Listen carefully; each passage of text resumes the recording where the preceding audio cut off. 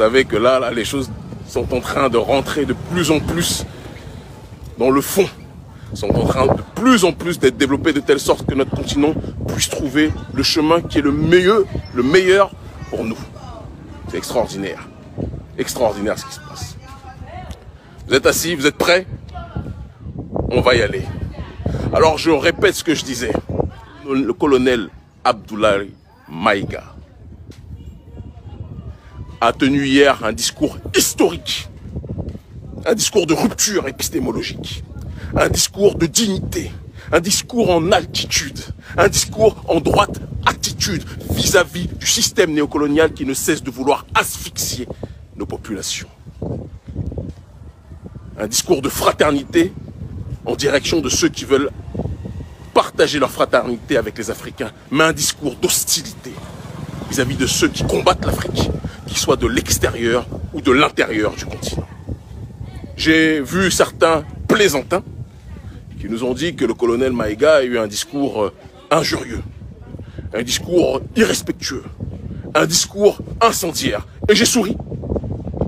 J'ai souri parce que je ne peux pas comprendre que quand les autorités françaises ou quand le milicien pro-occidental de Libye ou d'ailleurs, Bazoum, injurie le Mali et attaque l'Afrique, je ne peux pas comprendre qu'il soit dans une logique d'être validé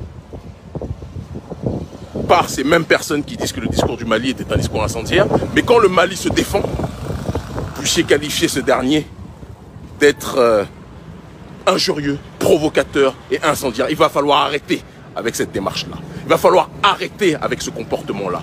La nouvelle génération africaine dit les choses telles qu'elle les pense. La nouvelle génération africaine est dans une logique anticolonialiste et le proclame vis-à-vis de qui veut l'entendre. Nous avons notre façon de nous exprimer, nous avons notre façon de faire entendre notre dignité. Et je vous le dis, c'est le siècle, c'est le cycle de la réciprocité. C'est de ça dont il s'agit. Si vous ne comprenez pas ça là maintenant, vous n'aurez rien compris. Le colonel Maïga a rappelé aux donneurs de leçons qu'avant de regarder le cheveu dans le regard, dans les yeux des uns, il va falloir plutôt se pencher sur la poutre qui est dans les yeux de ceux qui portent les mêmes critiques. C'est important de se plonger dessus.